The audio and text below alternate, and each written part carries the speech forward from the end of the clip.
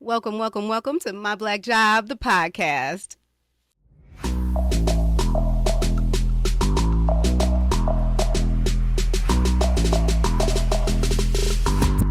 I am here with my girl, Keerie, today. Hey, hey. But it's different because you interviewed me before, and now I get to have like some real deep dive conversations with you. And ours was like over like Zoom or something. So we didn't get a chance. Instagram Live. So we didn't get a chance to sit down and talk face to face. So we get to really tap in here and see what's going on. But beforehand, let me let you know who this is. So today's guest is Keerie, creator of I'm a Praying Wife, a faith-based brand inspiring women through God's Word. From its start in 2016 as QueenPin to her recent repivot, Keerie's journey of faith, resilience, and renewal is one you don't want to miss. And I am here for that because you got some trigger words in that start speaking my love language, start speaking to my heart space. And it was the journey, because as we get older, we start to realize, let me just talk for myself. I start to realize that everything is just a part of the journey, regardless of what it is. Good, bad, indifferent. It's all a part of the journey. It's all a part of the experience. It's all for a reason. It's all a part of the journey. So the fact that you said that, or the fact that that's your part of your story, tell me about your journey. Tell me about it. So as you know, I started in 2016 as QueenPin. So it's a faith-based button pen company. They use the words like campaign buttons. They use the word of God to encourage believers and non-believers worldwide. So God gave me a vision to create campaign buttons, and I was like, okay. And I just kind of sat on. I'm like, okay, so what is going to be on the campaign buttons? And like God revealed to me that what do you do? And I was like, I'm always encouraging people. Like before I started the button pens, I was sending out like these devotionals every morning. Not just like in a mass group text, but it would be like to each individual person. Like 40 people, 60 people, whoever God placed on my heart to send it to, that's who I sent it to. And people would always say, like, oh my God, this is right on time. This is exactly what I need and stuff like that. So when I started coming up with the sayings, I started going through different trials. And the trials that I had were the same messages that I put on the pen to encourage myself. So, like, I didn't have money to pay my rent. God will provide. That was my encouraging message for myself. So that's what I put on the pen. And that's what I put out there to the world. I had stop worrying, trust God. My boyfriend at the time, I was worried, are we going to be together? Are we stop worrying, trust God. So a lot of the things all the pens are literally things that I've experienced for me to encourage other people. That's where I get my encouragement from. That's where I got my creativity, to foster the pen. But, so. Yeah, that don't worry, trust God, and you just speaking those affirmations into yourself. Because God's word says that He'll make room. Your gifts will make room for you. So your gifts made all that type of room. Your gift was to motivate and speak life into yourself. Right. And it made room for you, and you were able to develop a business from it, which was dope. Because did you ever see that turning into a business? No. Well, fun fact, I don't like selling things. I never sold anything as a kid. My mom will always, like, like when the kids would sell like cookies or candy and things like that. My mom never sent me out to sell it. She was giving it like, what do you need? And I don't like selling stuff because it feels almost like it's too close to begging. Okay. You said what I'm not about to do is now I'm like that too, because what I'm not about to do is ask like more than once. Like really, I don't. Yeah, like I'm like, you lucky if I ask once. Right, like people are going to want to buy it because I know I'm a big consumer, but I feel like I buy stuff because I want to buy it, not because someone is trying to persuade me to do it. So I just don't like it. But I think this is why I'm qualified more for this position, because it's not about what I can do. It's about what God can do. And that's what he's starting to reveal to me even more. It's not about, you can't sell things. I'm really the perfect person for the position. Because now we know that when it goes to $1 million, $40 million, $10 million, it wasn't me, it was God. Mm-hmm. And that's how he likes to work. He likes to work with the most unqualified person for the job. He does. He wants to take the imperfect so that he could, so he could show that he did his thing with it. You know what I'm saying? I know that I had a time when God was like, he had spoke, to me this, years ago, and he said, I'm gonna tear everything down, and I'm gonna rebuild you back up, but I'm gonna rebuild you back up in front of everybody, and so that it is no denying who it was, Right. so that when they ask you, how did you get to whatever place that you're in, you tell them that's your time to minister, right? And so I always held that because that was like that had stuck with me for years and years and years. And then, I was doing the corporate life. And when I was doing the corporate life, I was a financial advisor. I would do all these types of things where I would be speaking to people and, all of that and educating them on financial literacy and stocks and da. And so I thought that was it. And then I was like, okay, is this the moment? Is this the moment where God elevated me to this place? The prophetic message has come true, right? And then plot switch, no, redirect. I completely pivot, go to something different. Start a t-shirt print company in basement. Now I'm like, okay, this must be the bottom that God is trying to elevate me from. You do the whole cycle. Here we are again. T-shirt business now at a place where it has at least a tiny bit of least notability. People say, oh yeah, I think I passed that before sometimes. Mm-hmm. So for those, so I'm like, okay, well, is that moment? Is that the prophetic message that came to pass? But then here I am sitting on a couch talking, and we're like, this is not t-shirt stuff we're talking about. And it's like, God, when was that message for? But it was for such a time as this, whenever this is. Yeah. Whenever this is. Mm-hmm. So in your journey, you've had some thises. This and now. This and now. Right now. This and now. Hello. For real. All right. So the thises, because everybody has them. Mm-hmm. But we all feel like we're alone. Right. Why? Why do we feel like we have to walk that journey alone? Because do we feel like, are we ashamed that we're not as perfect as we present? That's just me talking. Maybe I'm talking to myself. No, you're not. I mean, so is it that? I think it probably is that. I think that. So go back from before I even started. I'm a brand wife. I'm a hairstylist. I'm still currently a hairstylist. And one of my clients. This is how I really kind of like got started and like all of this. One of my clients, I was crying about a situation, and I remember being on my balcony in my old place, and she was like quiet. I'm like, what's wrong? She was like, I just didn't know you cried. And I'm like, girl, I cry every day. Like I call them meltdowns. So I'm like, I have meltdowns multiple times a day. What do you mean you think I don't cry? And so from there, I think that I have like this image of looking like I have it all together when I really don't. And I was like, well, if you think I have all together, you don't think I have a need for God. And if you don't think I have a need for God, what am I really doing this for?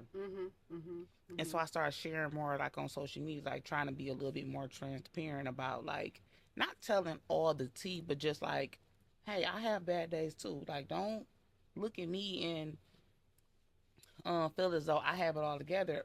My need for God, like I have a need for God just like everybody else. So from there, that will start encouraging people. Then we started going into the pens, and then once I got into the pens, I got married. And from that point, I'm a praying wife. And I made a button pen, and God gave me the vision to make a short film on YouTube called The Praying Wife Project. So from there, to release it, we started doing a live, and that's not how I met you, but that's how we kind of got, closer. Right. So I feel like, I always felt like this is the moment. Like I got a pen a Chance the Rapper. This is the moment. This is this is it. But it just kept going. I don't think I've still arrived at the it moment just far. Just like the journey is just like, it's crazy how like it's just like God has twisted me and turned me At the Printheads, we bring your brand to life. Whether you are outfitting a business, school, special event, or launching your very own apparel line, we've got you covered. From embroidery to screen printing, we specialize in creating high quality, custom gear that sets you apart. But we don't stop there. Want to learn the ropes of printing and design? Our hands-on classes are perfect for anyone looking to break into the world of custom apparel. Let the Printheads turn your vision into a reality. Your brand, your way. Visit us today. And let's get started, y'all.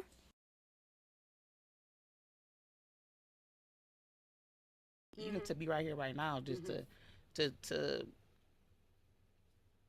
Because have you ever seen those charts and those graphs where they say like how success really looks, and it's like, people think it like looks like that, but how it really is. And when I say success, I just mean that overall. That could be mental health success. You know what I'm saying? I mean, just overall, just holistic success.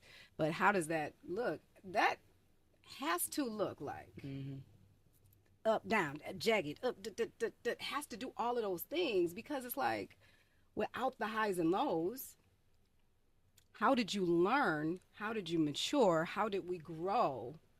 How did we become the diamond we had to under the pressure? You know what I mean? And it's like, I think I'm like not necessarily leaning into the trauma of it all. But I think what I'm doing at this stage in my life is more so just like, it's just all going to be an adventure. And whatever it is, it's just going to be. How many times have you quit? Have you quit? I quit, I quit a bunch of times.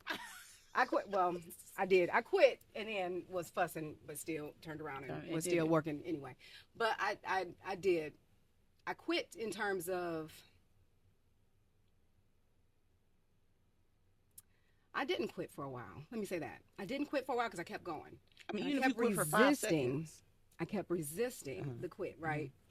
I think that even though quit is not what I would say I have done or what I'm doing per se, just with just things in life, I'm definitely open to whatever life brings. So it's just like, if you got to get a deuce, sometimes we just stay in stuff way too long. We just stay in things entirely too. I think that was my post yesterday. It's like, if God gave you a message, right? If you prayed and said, God, I want you to give me X, Y, or Z. For me, I'm going to just go all the way superficial with it. I want my house off the water. I just want just like absolute beautiful, just unobstructed views. I just want to go out with or without clothes on and just be chilling, looking at water. That's what I want. So in it, it's like, okay, God, that's what I want. I look at my house. I'm like, I love my house. I love my house. I love my house. My house, it doesn't have water, right? So I'm like, okay. You look, and so I'm like, okay, God, when the opportunity arises, because I love my house so much, because I love what we've created so much, when the opportunity comes, would I see it as an opportunity, or would I be too scared because of the risks? But it's like, sometimes you have to take the risk, and you don't know if it's going to be perfect. But if you take it, you are just one step closer to the very thing that you asked God for in the freaking first place. It's like, regardless of the journey, yes. If I knew, I guess if I had to ask myself this, if God were to tell me that in order to get to the promised land, that I'd have to go through this and that, would I still say yes? And the this and that I've already been through. So would I have said yes today? I would say yeah. Would you have said yeah? Not quite. And I wish I would tweak a little things, like, just, no, I would. I would say yes. Because I would know that, even though I know that God promised me that, it's like, even being on the journey, sometimes when you're on the path, it doesn't look like what's happening is what he promised you. Like, what do you mean? Like, me growing this business, I have a faith-based button pen called I'm a Praying Wife. I'm created a short film, the Praying Wife Project, to help marriages, to help women in their marriages, and I get a divorce? How? So that did not look like a part of the journey, but because I'm faithful, I just kept walking the journey. And God showed me a bigger, clearer view of the bigger picture. Like, this is just not about just this marriage, Mm, mm, because marriages sometimes fall short of my glory. mm-hmm, mm-hmm, mm-hmm. And it's okay. You're going to be okay. Because how did you feel now that you have established a brand on an identity that you no longer identify with? I was distraught. I was mad at God for a long time. I was. Um, I was mad. I was like, wait, what? So I was mad. I was pissed. I felt like a hypocrite, and I felt like I couldn't do it because if people see that I'm promoting something, I go solely against it. Oh, we can't take her serious. And it's like, no, I don't want it to be like that. But God showed me and revealed to me that, you know, his son got beat on the cross. Why would somebody who came to save the world get beat? It just didn't make sense. So why would somebody, not saying he sent me to save marriages, but why would he use me to help marriages and I get beat in mine, or not get beat like I was getting beat? I'm not saying that, but it ended in divorce. Why would you call, why, like, it doesn't make sense, but it doesn't have to make sense because it came from God. And I know what God told me to do on both ends. To go in and do this and to go out with that. I know what he told me to do. And it doesn't matter to anybody else on how they look at it because they didn't get the vision. God gave me the vision. God gave me what to do. That part right there. And so it also taught me, though, it's probably one of the best things that could have happened to me because it taught me, first of all, you're going to have critics. You're going to have critics either way it goes. If you do what God is calling you to do, if you do whatever it's calling you to do, or whatever it is, you're going to have critics. LeBron has critics. Michael Jordan has critics. Beyonce has critics. No matter what. So, yes, somebody's going to say I'm a hypocrite. You about to say, Mary, oh, we saw them get into an argument and she's a hypocrite. It doesn't matter. Just focus on what you have to do, what you're called to do. And that's the path and the journey that I'm on to. That's why I end up getting back into it. Because I know that I'm going to get remarried again. This is not over for me. And essentially, it's not about me. If I'm Oprah interviewed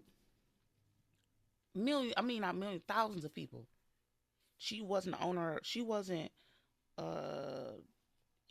author at some point. She wasn't always a billionaire at some point. She's interviewed all these people in positions that she wasn't in. She just interviewed. She just had a platform. That's it. I can still interview. You still a wife. Exactly. I can still interview these people. Just because I'm not a wife doesn't mean anything. Exactly. I'm bringing glory to God, not to myself, not to my marriage. And one monkey don't stop no show. You hear?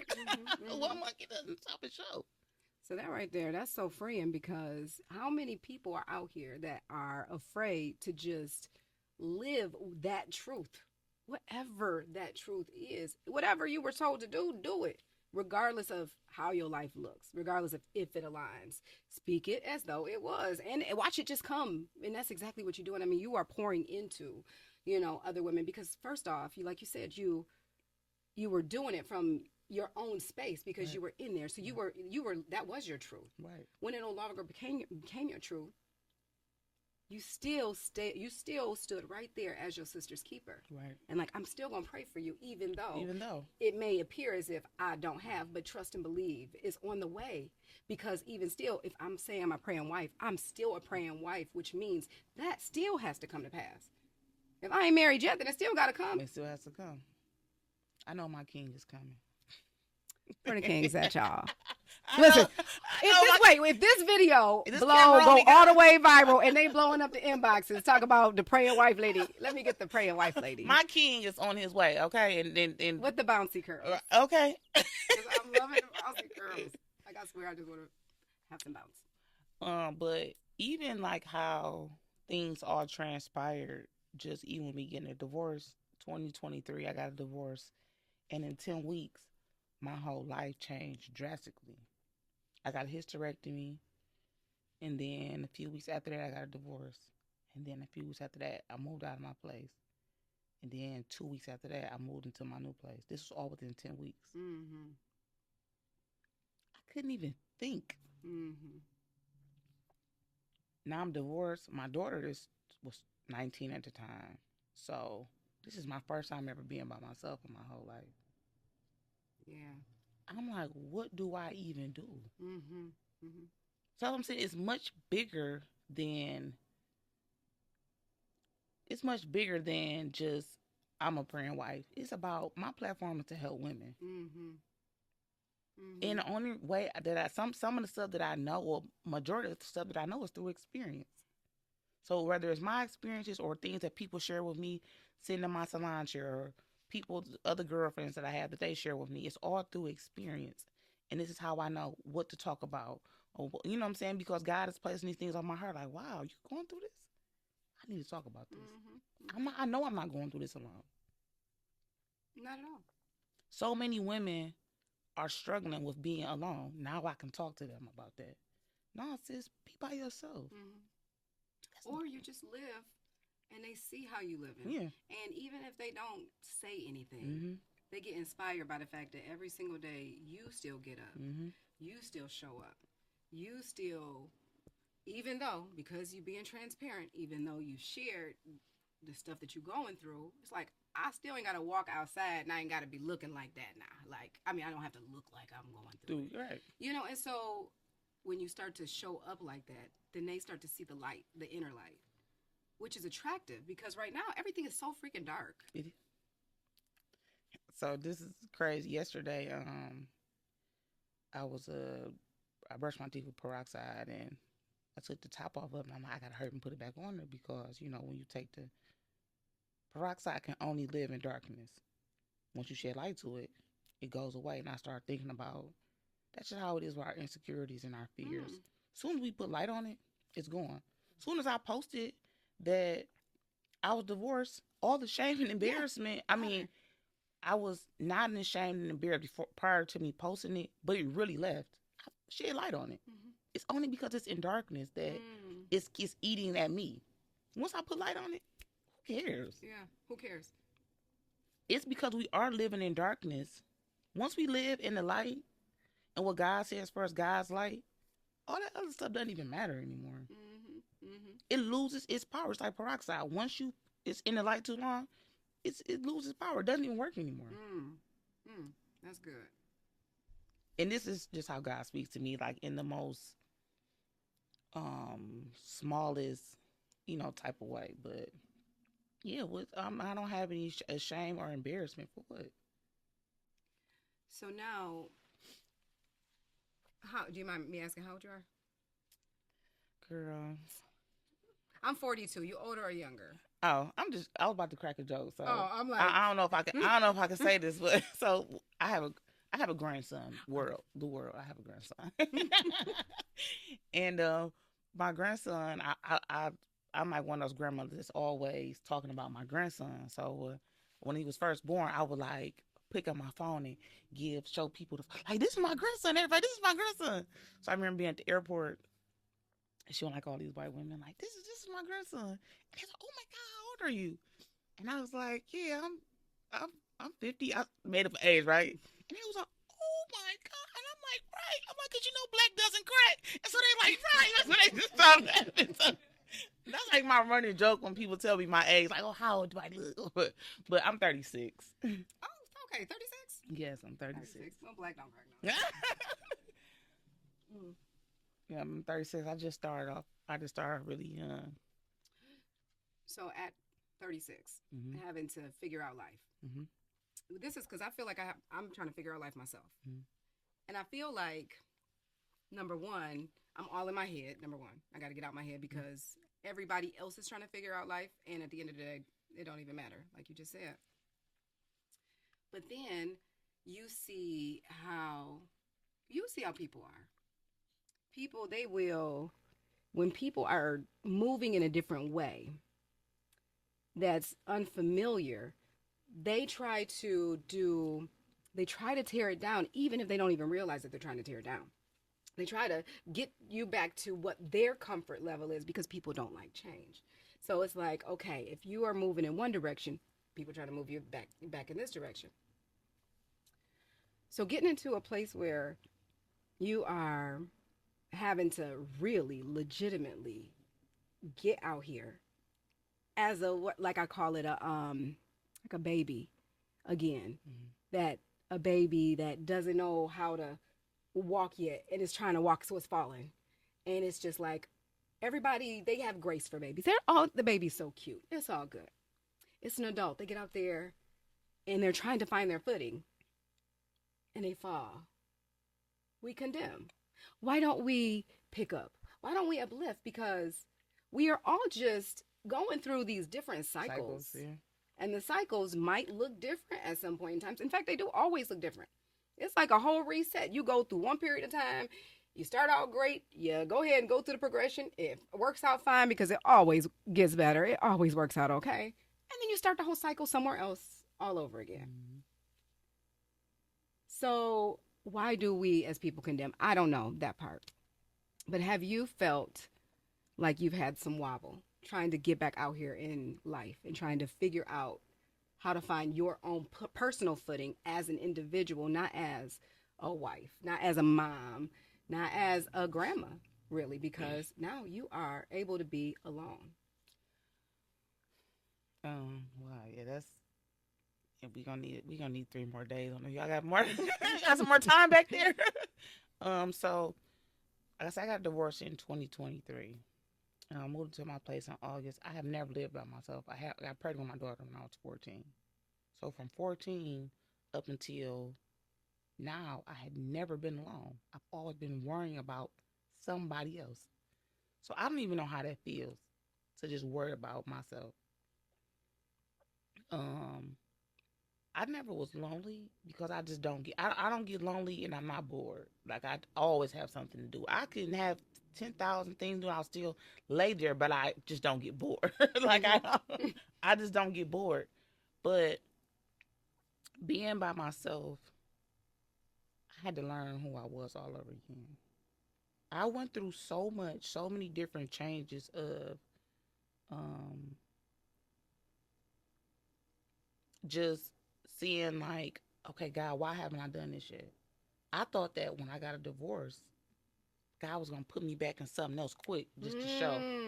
I thought that's how he was going to I know, because we always think we got the plan. Right. I thought that he was going to be like, well, I got something better for you, so I'm about to do it fast. I'm like, all he was waiting for me to do was just walk away. I was like, what time you pulling up, G.O.D.? I'm mad. I didn't travel as much. I didn't work as much last year. And this whole time, I'm like, this is not me. I've always been very ambitious. I like to dress real nice. I'm very creative. All that stuff was stripped away from me. And I had to really sit there. I had some other personal things that I ended up like finding out about some childhood things or whatever. And I know that I wouldn't have been able to dig and get into that mode had I still been married or the kids and stuff like that. I just wouldn't have been focused on that. So now you're able to. So God, he took you to his secret place. You know, he kind of pulled you away. I remember I was so hopeless. One day I was my building has an underground garage, and I never forget this day. It was a day in July, and I was going down.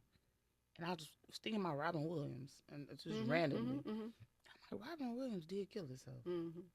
Now, I didn't say, I'm not saying that I was going to kill myself. Right.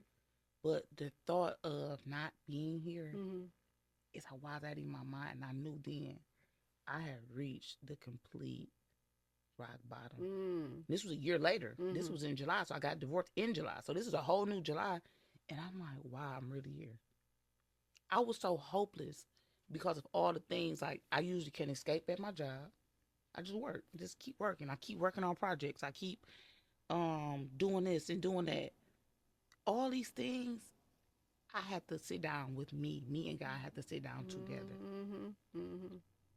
I usually travel, but I couldn't travel because I'm not working as much. I'm not working as much. I don't have all the money and the finances how I used to. So I had to sit And it wasn't fun. It was not fun at all. And I'm so happy that I didn't give up because I felt so many days. I was mad at God. I cried so much. And I'm so thankful. I'm so thankful that I hope that anybody watching this, whether it's today, whether it's tomorrow, whether it's 5 years from now, never, ever, ever, ever give up on God because He won't give up on you.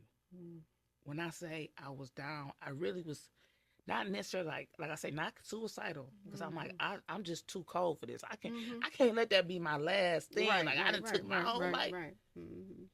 But I was so hopeless. I was so hopeless. I never want to get that low again. I don't believe that God is gonna help me. Whatever you are going through, I don't care whatever. And I say this with the most sincerest heart. You can get through it. Yeah. You have to walk through it. You have to walk through it. You have to keep walking. In order to get through it, you have to go through it. So I got a little. You do. You do. You have to get through it. And you will get through it because this too shall pass. My mother-in-law says that all the time. This too shall pass, and it did. And it always does. I remember just seeing like,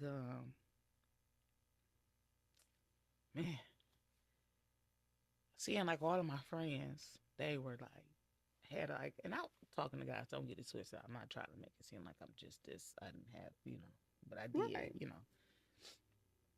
They had like moved on. They were like in these full-blown relationships. And I was just like, God, did you forget about me? Did you forget about me? And it's not even the fact that I'm just so used to it. Right. Now I'm on the other side to the point I feel like I can't have nobody at my house or I'm at their house every day. I got to check in. I like to be by myself. Yeah. I love being alone. Like I go on my little dates here and there, little whatever. But that's it. I like the space that I'm in now. I have learned to really no, I like this. I like this little life that I'm living. But what's crazy is that you share with me that now you geographically don't live close to your daughter and grandson anymore. No, I don't. And so it's crazy that he really had to isolate you. Right. Because he needed you to be present. He needed you to be focused. And that's what I want to talk about when we come back from the break. I really want to talk about what that looks like now. Because not to say that every day the sun is shining. Not to say that every day is not another step along the way on a journey. But you have taken one more step past someone else that is just now at the front door of this very situation. And it's like, what does the next step even look like? So you know what I'm saying? You've done that. And oftentimes you don't know what the next step looks like. We see this all the time. I've been seeing this my whole life, and I'm quite sure we all have. Walk by faith and not by sight. And I'm always a visionary. Like God always allows me to see things. So I say, well, I can't see that. I can't see that happening. And God was like, that's exactly what I'm trying to. I don't want you to see it. Yeah. I want you to keep walking. I can't see how this is going to get better. I can't see how I'm going to be able to do this. I can't see that. You're not supposed to see everything. You just got to keep walking. Even if you put like a pinky toe out there, one pinky toe in front of the next, you just got to keep going. And that's what I had to learn because I'm so used to. Actually, me and my ex-husband had this conversation at some point, and he was like, you always doing something. Like, if you're not going to be doing this, you're going to start up, you're going to do something else, you're going to do something else. And I'm used to that lifestyle. Yeah. But that lifestyle wasn't beneficial for me in that season in my life. It was a time for me to sit still, and I couldn't be still. And it drove me crazy until I just surrendered. Like, you know what? And I'm back. Now I'm back. I'm back in my bag now. Well, I am interested to see what that looks like. Because it's getting to a place where you can find the smiles, you can find the joys of life, and you can find the way to connect for real, that's the sweet spot anyway. And I think that's really the point of it all. Because if everything was just easy peasy, then what would happen? We would just keep going through life, and we wouldn't. There would be no reason to transform. Right. There would be no reason to humble ourselves in ways, or there would be no reason to just stop and sit in isolation and just be quiet and be still. So it's like all of those things are really for the greater good when you think about it, because it's like the life is so long. And I'm sitting here worried about this moment in time. Let me tell you. Hi. My name is Keerie Moore, and I am the owner of I'm a Praying Wife, which is a faith-based ministry. They use the word of God to encourage believers and non-believers worldwide. I am also the host of I'm a Praying Wife Instagram live series that is coming back to Instagram page near you, February 25th, 7:30 Eastern Standard Time. We have a special guest lined up. I don't want you all to miss it.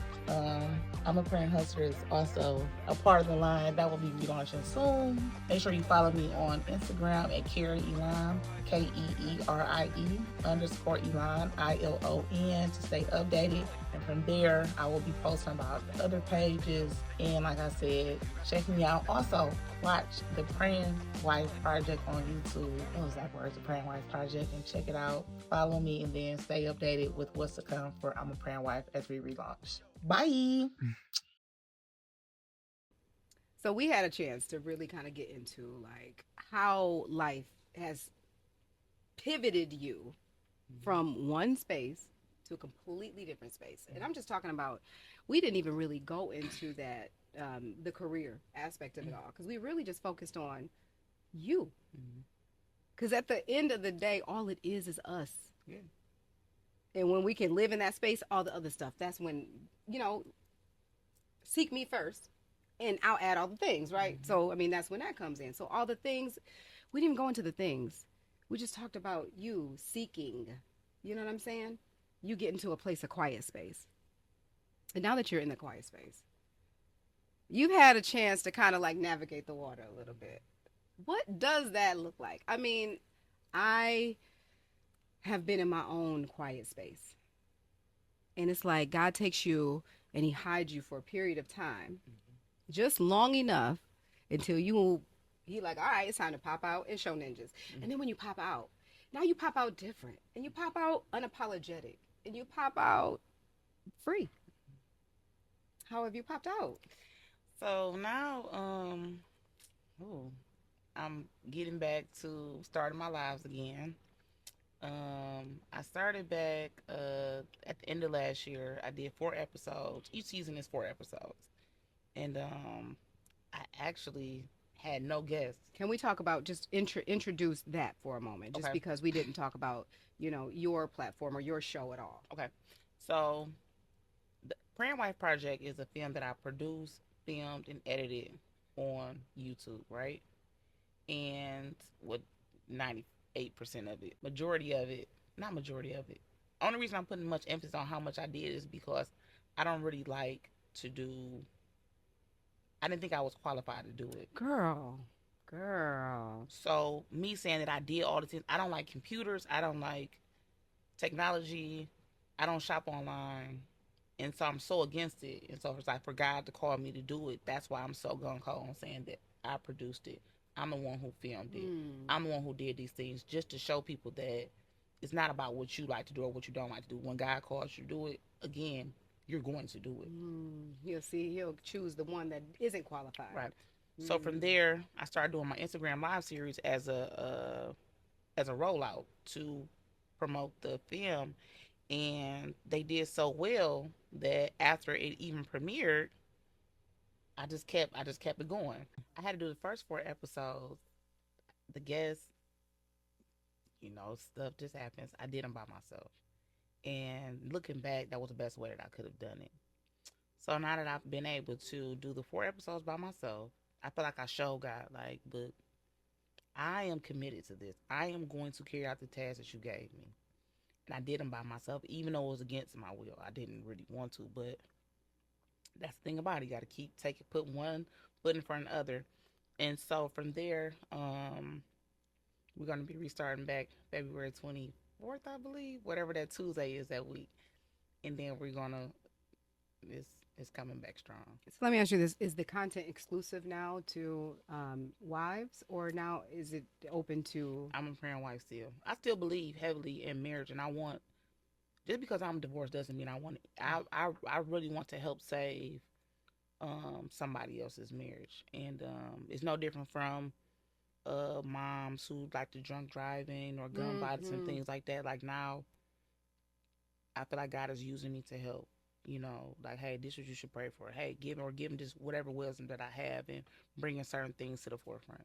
And that's perfect because it is through the experience that that's where you obtain all of the wisdom and wisdom for the rapid fire questions I'm getting ready to ask you because it really does, for real, take an experienced person Mm-hmm. to be able to come and tap into a place where they can like pull out the information, because I don't know where the information be coming from, but it comes from a well that seems like it know what it's talking about. Right. And so I mean, I could only imagine that it's just because we just lived long enough. Like the old folks say, keep living Keep it. and you'll see.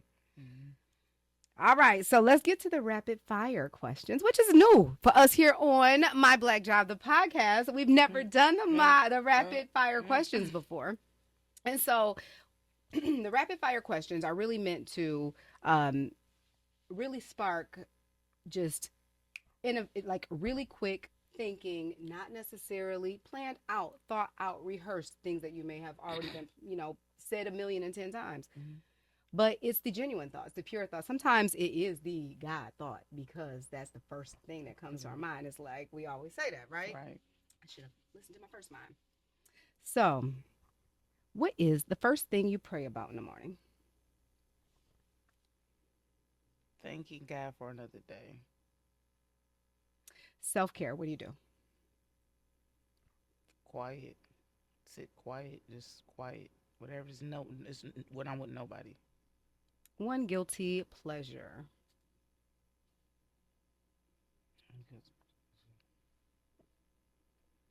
Mm, Oh, we gotta get you some pleasures now. Wait a minute. I You're think living that this some. whole new life. We I gotta think get I. you some pleasures. I think that I sometimes maybe eat a little bit like too many. I don't. I don't really have a guilty pleasure. Sometimes when I maybe eat like one too many cream pies at Trader Joe's. When I get a honey bun from the vending machine at work. Okay, well that's the guilty thing. You know what mine is? Like I didn't do it today though, because I was like, I'm just not gonna do that today. But I wanted to do it today. But my guilty pleasure is on podcast days. Like man, it's about to sound so like out of control. But I stop at Dunkin' Donuts and I go get me like this, like I know it's probably like 1,000,000 calorie smoothie. And it's not even a smoothie, y'all. I'm trying to make it sound healthier than what it is. It's really just like an ice cream shake. And I'm like drinking an ice cream shake at 5 in the morning, and that's my guilty pleasure. It's the simple things in life for me. Simple things. But even though I just didn't do it today, so I did have control. Okay, next thing, TikTok going away. TikTok is not going away, guys. You heard it first. You heard it here live, guys. That's right. By the time you hear this, you will be like, "Oh, she said it." And I'm gonna be like, "See, we said it on My Black Job, the podcast. That TikTok wasn't going away. It's not going anywhere. They're not crazy. They may be stupid, but they're not crazy. Okay. And what is your next big step? Betting on myself. Ooh, yes. Okay, drop the mic moment. Keeping God first and betting on myself. That's a two-part thing. I love. I think I'm gonna adopt that too. Mm-hmm. Bet on my doggone self. Mm-hmm. Keerie, thank you so much for coming on My Black Job, the podcast. We are going to do top of the charts. Now, I'm not sure if you are familiar with top of the charts. Now, before we do top of the charts, honey, I just want to make sure that you are following and you are liking and you are subscribing to My Black Job, the podcast, because we are trying to get our followers up, y'all. So make sure that you pull out your phones and you make sure, well, y'all got your phones out, but make sure that you are subscribing, you are liking, you are commenting, you're doing all of the things on My Black Job, the podcast, so that we can continue to grow. So we are going to get into the top of the chart. So this is a staple that we have been doing since day one. And top of the charts, I don't know what's going on. You don't know what's going on. They play us an instrumental. They give us three words. We have to come up with the lyrics of our very own song that we are just going to create right on the spot based on their three words. Now we have to use one of the three words. If you use more than one of the three, that's what's up. If you only use one of the three, that's what's up. So all we have to do in order to win is to use one of the three words. So can we get can I get a sample? Oh, that's the thing. It's the improv. It's the improv. Come on, Top of the charts. Say top of the charts. All I wanna be is on top of the charts. Yeah. And you also, side note, you can sing, rap, spoken word, talk, vibe. Doesn't matter. It's really just a creative expression of just having fun, being free for a moment. But last thing, is you go first. I go second. It's all good. It's all good. Okay. So, yep. Cycle, pivot, and prayer. One of the three. Let's go top of the charts, y'all. I gotta start. Prayer, and praying. God says me my king.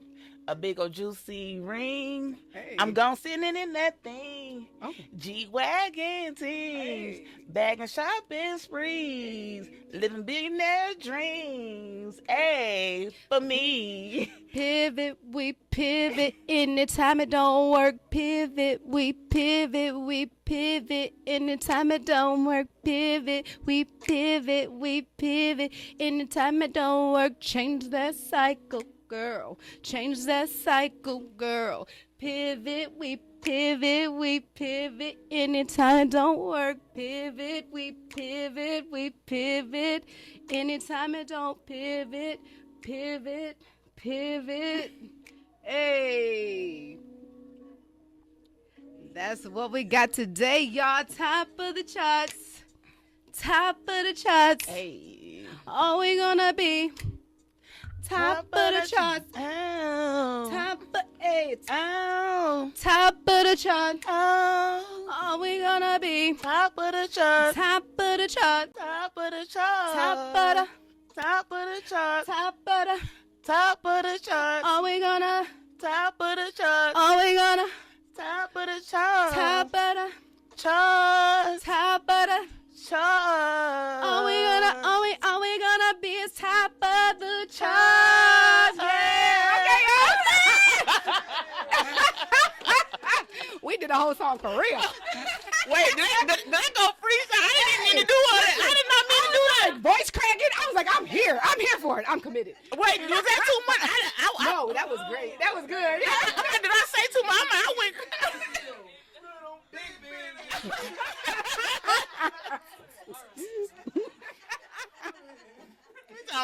You said I came in with the black gym. You came in with the black gym. I am not playing. Right here when I came in with the black work shoes on, what it was gonna be today. The black work shoes.